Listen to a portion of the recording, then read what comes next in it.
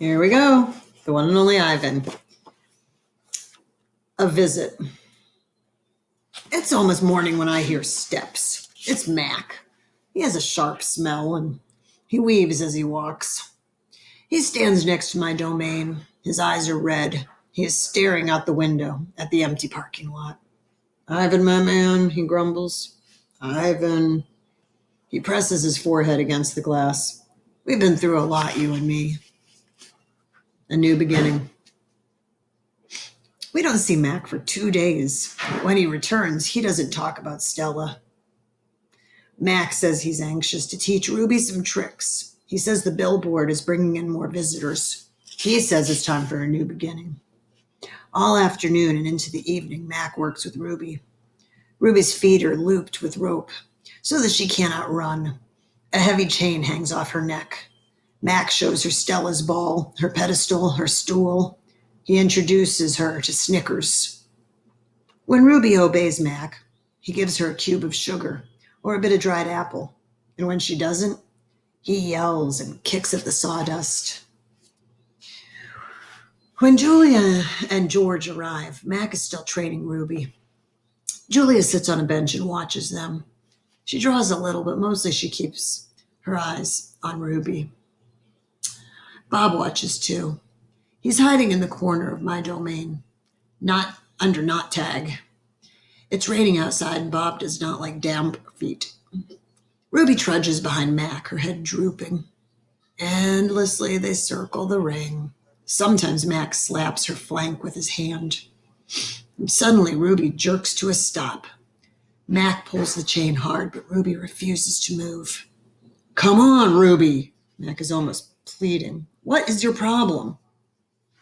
She's exhausted, I say to myself. That's the problem. Mac groans. Ugh, idiot elephant. Idiot human, Bob mutters. Walk, Ruby, I say, although I know she's too far away to hear me. Do what he says. Walk, Mac commands. Now. Ruby doesn't walk. She plops her rump on the sawdust floor. I think maybe she's tired, Julia says. Mac wipes his forehead with the back of his arm. Yeah, I know, we're all tired. And he pushes Ruby with the heel of his boot, and she ignores him. George looks over from the food court, where he is wiping off tables. Mac, he yells, maybe you should call it a day. I'll close up. Mac yanks on Ruby's chain. She's as anchored as a tree trunk. He pulls harder and falls to his knees. That does it, Mac says, and he brushes the sawdust off his jeans. I'm through playing around. And Mac stomps off to his office. When he returns, he is carrying a long stick. The gleaming hook on the end of it is almost beautiful, like a sliver of a moon. But it's a claw stick. And Mac pokes Ruby with the sharp point. Not hard, just a touch. But I can tell he wants her to see how much it could hurt. And I growl low in my throat. Ruby doesn't budge. She is a gray, unmoving boulder. She closes her eyes, and for a moment I wonder if she might have fallen asleep. I'm warning you, Mac says, and he breathes out. He stares at the ceiling. And Ruby makes a huffing sound. Fine, Mac says. You want to play it that way? He draws back the claw stick. No, Julia cries. I'm not going to hurt her, Mac says. I just want to get her attention. And Bob snarls. Mac swings. The hook slices the air just a few inches above Ruby's head. See why you don't want to mess with me, Mac says. And he draws back the claw stick again. Now move. Ruby jerks her head, flinging her trunk toward Mac. She makes a noise that sends the sawdust scattering. It makes my glass shiver.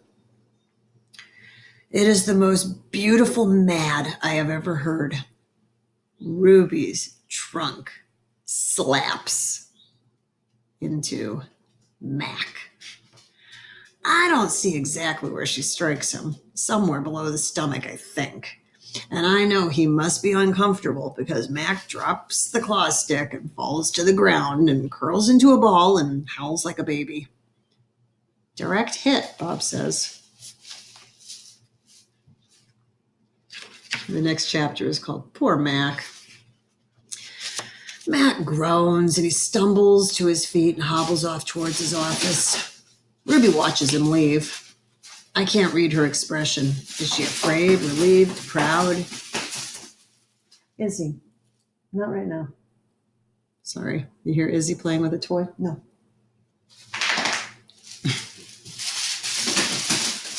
Hold on. Sorry about that. When Mac is gone, Julia and George lead Ruby from the ring. It's okay, baby, it's okay, Julia says, stroking Ruby's head. They settle Ruby in her domain and make sure she has fresh water and food. And before long, Ruby's dozing. Dad, Julia asks as George locks Ruby's iron door, do you think Mac would ever hurt Ruby? I don't think so, Jules, George says. At least I hope not. Well, maybe we could call someone. George scratches his chin. I wish I could help Ruby, but I wouldn't know how. I mean, who would I call? The elephant cops? Besides, George looks down. I need this job, Jules. We need this job. Your mom, the doctor bills. And he kisses the top of Julia's head. Back to work, you and me both. Julia sighs and reaches for her backpack. She removes a piece of paper, a bottle of water, and a small metal box. Homework first, George says, wagging a finger. Then you can paint. Well, it's for art class. It's for art class, Julia explains. We're doing watercolors, and I'm going to paint Ruby. George smiles. All right, then. Just don't forget your spelling. Dad, Julia asks again, did you see Mac's face when Ruby hit him? George nods. Yeah, he said solemnly. I did. He shakes his head. Poor Mac. He turns away, but then I do hear him laughing. Colors. Julia opens the metal box, and I see a row of little squares. Green, blue, red, black, yellow, purple, orange. The colors seem to glow. She pulls out a brush with a thin tuft of a tail at its end. Then she dips the brush in water and wets the paper, and then she taps the red square. When the brush meets the damp paper, pink petals of color unfurl like morning flowers. I can't take my eyes off of this magical brush, and for a moment, I'm not thinking about Ruby and Mac and the claw stick and Stella. Almost. Julia touches the red again, then the blue, and there suddenly is purple. The purple of a ripe grape. She touches the blue, and her paper turns summer sky. Black and white. Now I see she is painting a picture of Ruby. I can make out her floppy ears and her thick legs. Julia stops painting and she takes a few steps back, hands on her hips, gazing at her work. She scowls. It's not quite right, she says. She glances over her shoulder at me. I try to look encouraging. Wonder how that looks. Julia starts to crumble up the paper, then reconsiders. Instead, she slides it into my cage at the spot where my glass is broken. Here you go, she says. A Julia original. That'll be worth millions someday. Gingerly, I pick up the paper. I do not eat a single bite of it. Dobby. Stop. Sorry. Oh, hey, I almost forgot. Julia runs back to her backpack, and she pulls out 3 plastic jars. One yellow, one blue, one red. And she opens the jars, and an odd, not food smell hits my nose. And Julia pushes the jars one by one through the opening. Then she slides the paper through. These are called finger paints, she says. My aunt gave them to me, but really I'm too old for finger painting. I stick a finger into the red jar. The paint is thick as mud. It's cool and smooth, like bananas underfoot. I pop my finger into my mouth. It's not exactly like a ripe mango, but it's not bad. Julia laughs. You don't eat it, you paint with it. and she grabs a piece of paper and presses her finger on it. See, like this. I place my finger on a piece of paper. I lift it, and a red mark is there. I get a bigger glob from the pot and slam my hand on the page. And when I pull my hand off the paper, its red twin stays behind. This isn't like the ghostly handprints on my glass, the ones my visitors leave behind. This handprint can't be so easily wiped away. A bad dream. I lie awake, peeling dried red paint off my fingertips. Bob, who accidentally walked on one of my paintings, is licking his red paws. Every so often I glance over at the empty ring. The claw stick glints in the moonlight. Hey, stop.